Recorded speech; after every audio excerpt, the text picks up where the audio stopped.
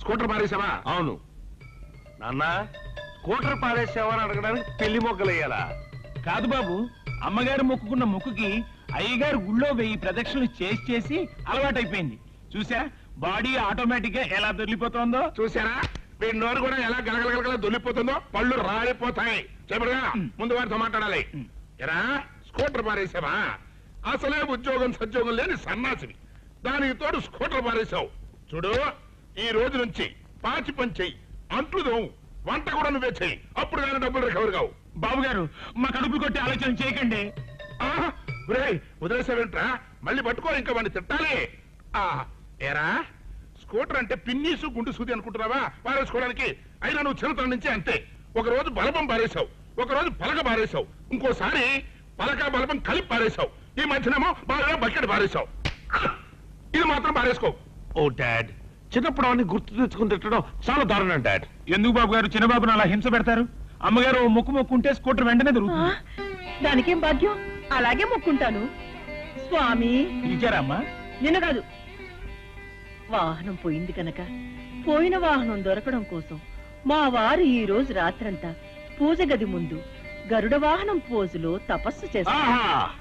ఓరి నాయను, నా ప్రాణానికి అదొక పోజు వచ్చిందా? ఎలా ఉంటుంది తల్లి? నాన్న ఈ పోజ్. నిన్న జరిగిన inter state employee sports competition లో మీరు అందరూ నెగ్గి మన ఆఫీస్ పరువు నిలబెట్టారండి. Once again congrats. ఈసారి ఛాంపియన్స్ మన దగ్గర. అలాగే బాయ్. Okay bye. ఏం చేస్తున్నాడు విజయ్? ఓ సుధా, నువ్వేనా? ఇలా వచ్చావేంటి? ఏంట్రా ఇక్కడ బీటేసో? నా జ్యోత్ సుందర్ కనపడుతుందేమో చూస్తున్నాను. ఇక్కడ నీకు కనిపించే జ్యోత్ సుందర్ కాదు, గుండు సుందరి. నీకు ఆరాటం ఎక్కువ, పోరాటం తక్కువరా. నువ్వు వెతకాల్సింది ఎక్కడ? ఆడవాళ్ళు ఎక్కువగా ఉండే చోట్లో. అంటే బట్టల షాప్ దగ్గర, గాజుల షాప్ దగ్గర, ఉమెన్స్ కాలేజ్ దగ్గర. Sudha, thank you very much రా. All the best.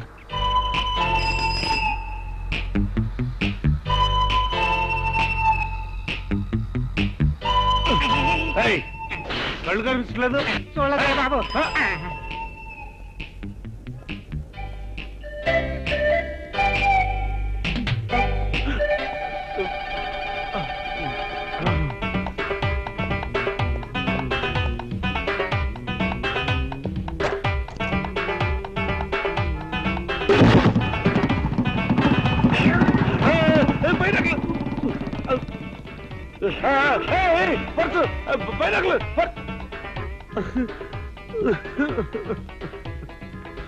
నోరు బాగా తెరవండి.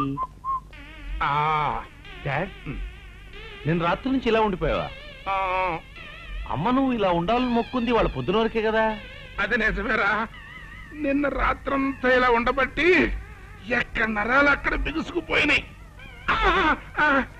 డాక్టర్ని పిలిస్తే వాటంతటా అవి సర్దుకోవాల్సిందే తప్ప దీనికి మందు లేదు అన్నాడు. ఎన్ని సంవత్సరాలు ఇలా ఉండిపోవాలో ఏమిటో. అబ్బా, నాకు మాత్రం చాలా హాయిగా ఉందిరా. లేకపోతే కూడా తిరుగుతూ విసిగిస్తుంటారు. నీకు హాయిగానే ఉంటుంది. నా బాధ గరుడు పచ్చికి తప్ప నరమానడుకి తెలియదు. మోకాళ్ళ నొప్పులు, నడుం పట్టేసింది. అదే అబ్బాయి, కింద చీమరా పైకి పాకి కుట్టిందంటే ప్రాణాలు పోతాయి. ఎక్కడా? డాడ్, చెవు కాదు డాడ్, చిన్న బుజ్జి తేలు. చిన్న బుజ్జి చీమ. చీమ నా నరాల సోదరులోకి వచ్చేసి, నా నరాల సోదరులోకి వచ్చేసి, సోదరులోకి వచ్చి. అవును, పొద్దున్న బయటికి వెళ్ళేటప్పుడు నీ మెల్లో బైనాక్యులర్ ఉండాలి. డాడ్, అది పిట్టలు చూస్తున్నాను, కాకొచ్చి ఎత్తుకుపోయింది. కాకెత్తుకుపోయిందా? ఏనానా కాకమ్మ కథలు చెబుతున్నావా? చిన్నప్పటి నుంచి ఇంతే, బంగారం లాంటి బైనాకులు పోగొట్టాడు. నాన్నే ఉంది బాబు గారు, అమ్మగారు మొక్కుంటే